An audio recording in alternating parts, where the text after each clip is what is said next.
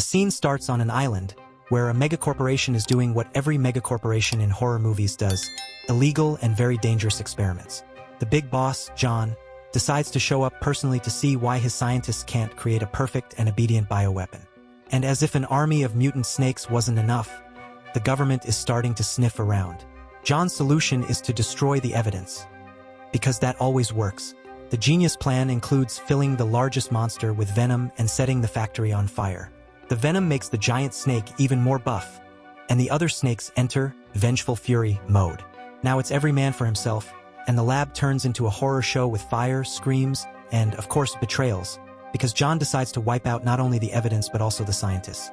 As John escapes with his bodyguards, the security team discovers that the snakes are basically immortal now. A true carnage unfolds in the jungle, with soldiers being taken down like dominoes, and here comes the typical scene with two women fighting to the end. With bullets running out, they switch to the good old knife fight.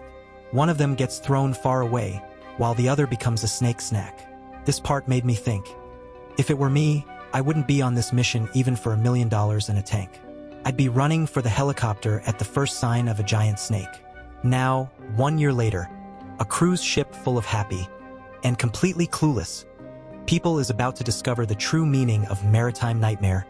A mysterious passenger changes the route and sends the captain to the beyond. Soon, the ship becomes an apocalypse party, with snakes appearing from every corner, turning passengers into appetizers. And, of course, our hero, Ty, and his girlfriend, Marley, try to survive it all. At this point, I would have grabbed the nearest lifeboat. But Ty decides to be a hero. He runs to the dining hall to warn everyone. The chase reaches the engine room. Ty realizes that the giant snake is blind.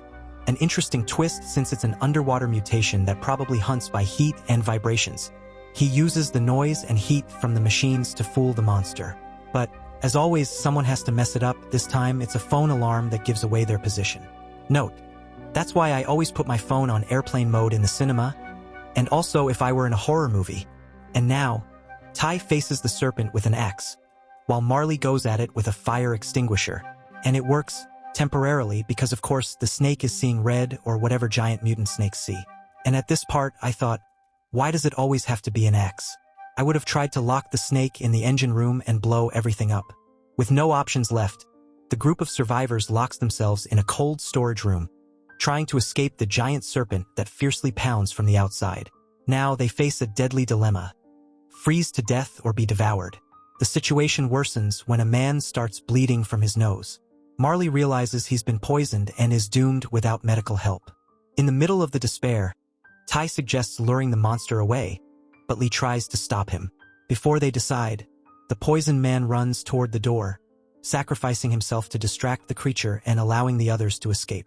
Searching for an exit, the survivors reach the navigation room and discover that all the captains are dead, leaving the ship without command. With creativity and desperation, they manage to restart the engines and regain course. However, the relief doesn't last long.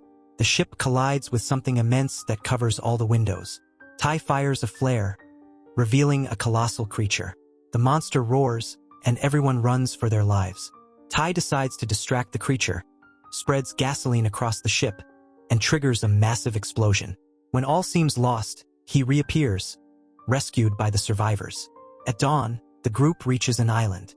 For a moment, they believe they are safe, but soon, Ty notices signs of danger. A creature with tentacles appears and drags a victim away. The group realizes that the monsters only attack those who are wounded. Using this knowledge, they run toward the forest. In the jungle, danger continues. A giant spider attacks the group, killing one of the survivors. In a final act, the victim sets off a grenade, injuring the monster and allowing the others to escape. Further ahead, the group finds an old laboratory.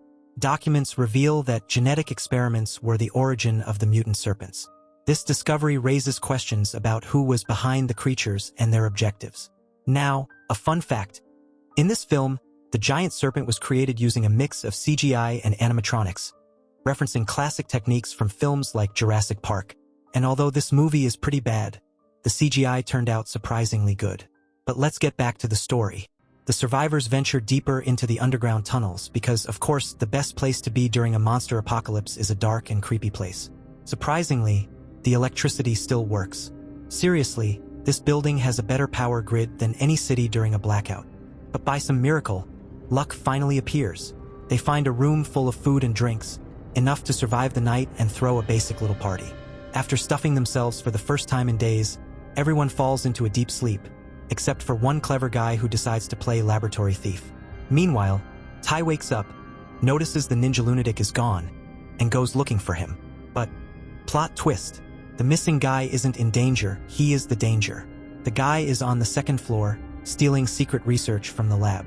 While Tai plays detective, his friendly wakes up and walks straight into danger, having no idea that something gigantic, scaly, and bad-tempered is nearby. Tai, our main hero, finds an exit and runs straight into a fog-filled scene. And guess who's back for round 2? The same giant serpent that nearly swallowed the group at sea. The monster attacks, but Lee appears, shooting wildly. Unfortunately, things go south when the serpent blocks the exit, forcing Tai to leave Lee behind. But before despair kicks in, the radio picks up a signal. Help is on the way, except, small detail, they still have to deal with Big Snake outside. Tai, who clearly has played plenty of strategy games, comes up with an insane plan. Attract the serpent into a path of traps and make it bleed until it stumbles into a nest of tentacle monsters by the cliff. But before the grand showdown, the traitorous scientist appears, ready to stab Tai. But Tai, quick with his reflexes, sends the guy flying like a Street Fighter character. And surprise, the guy is a doctor from the old lab team who returned to sabotage the ship and play mad scientist with mutant monsters. The doctor swears his experiments will help humanity, but Tai only sees a complete maniac. And here comes the classic moment: the villain talks too much, until the serpent appears right behind him. Tai does what anyone would do. He leaves, letting the scientist become Snake Sushi. As Tai runs away, he spreads bottles filled with blood along the beach, like a creepy picnic, to attract the tentacle monsters. The snake, as expected, goes all in. But Tai jumps off the cliff, grabbing onto a tree at the last second. Below, the tentacles attack the wounded serpent, sucking its blood until nothing is left, giving the snake a tragic end and the monsters a very unappetizing feast. Now, seriously, how does this lab have electricity and a food stock but no security system working? But anyway, in the end, the survivors enjoy a moment of peace on the beach, while they spot the rescue ship at sunset. And now, I ask you, if you were in Tai's place, would you trust the doctor or already know he was a villain? Comment below. I hope you enjoyed this video. It took me some time to make it. It was hard to find the movie online to watch and write the script, so please at least leave a like and subscribe to the channel. See you next time. And I gotta tell you, it was perfect.